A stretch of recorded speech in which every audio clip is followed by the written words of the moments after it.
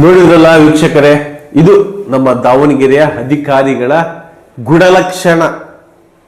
ಮೊದಲು ಹರಿಹರದಲ್ಲಿದ್ರು, ಈಗ ದಾವಣಗೆರೆಯಲ್ಲಿ ಬಂದಿದ್ದಾರೆ ಅಶ್ವಥ್ ಅವರು.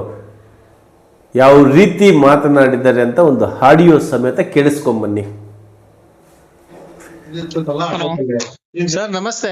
ನಮಸ್ತೆ ರೀ. ಅದ್ ಹೇಳಿದೀನಿ ಸರ್ಕಾರಿ ಫಡ ಮಾಡ್ತಾರೆ, ಮೈನ್ಸೂರಿಗೆ ಬರಿತೀನಿ. ಆಯ್ತು ಸರ್ ಮೇನ್ಸವ್ರಿಗೆ ಬರೀರಿ. ವೆಹಿಕಲ್ ಈಗ ಅಲ್ಲಿ ನಿಂತಿದಾವಲ್ಲ, ಆ ವೆಹಿಕಲ್ ಸೀಜ್ ಮಾಡ್ರಿ ಅಂತ ಶಶಿಕಲಾ ಮೇಡಮ್ ಹೇಳಿದ್ದು.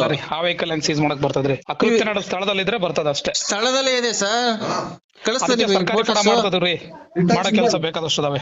ಅಶ್ವಥ್ ಸರ್, ಕರಿಯಪ್ಪರ್ ಮಾತಾಡ್ತಾ ಇರೋದು ನಿಮ್ ಕೆಲ್ಸನೇ ನಾನು ಹೇಳ್ತಾ ಇರೋದು. ಆಯ್ತು, ನನಗೆ ಗೊತ್ತಿದೆ. ನಿಮ್ಮಿಂದ ಹೇಳ್ಸ್ಕೊಂಡ್ ಮಾಡೋ ಅಂತದಿಲ್ಲ. ಅರ್ಥ ಆಯ್ತಲ್ಲ? ನನಗೆ ಏನ್ ಮಾಡ್ಬೇಕು ಅಂತ ನನಗೆ ಡೈರೆಕ್ಷನ್ ಮಾಡ್ತೀನಿ ನಾನು. ಅಲ್ಲ ಸರ್, ನಿಮ್ಮಿಂದ ಹೇಳ್ಸ್ಕೊಂಡ್ ಮಾಡ್ಬೇಕಾ ನಾನು? ನೋಡಿ, ಈ ತರಹದ ಅಧಿಕಾರಿಗಳು ನಮಗೆ ಬೇಕಾ? ಫೋನನ್ನು ಹಾಗೆ ಕಟ್ ಮಾಡ್ತಾರೆ. ಇವರು ಸರಿಯಾಗಿ ಕೆಲಸ ಮಾಡಿದರೆ ನಾವ್ಯಾಕ್ರಿ ಮಾಡಬೇಕಾಗಿತ್ತು ಈ ಕೆಲಸಗಳನ್ನು?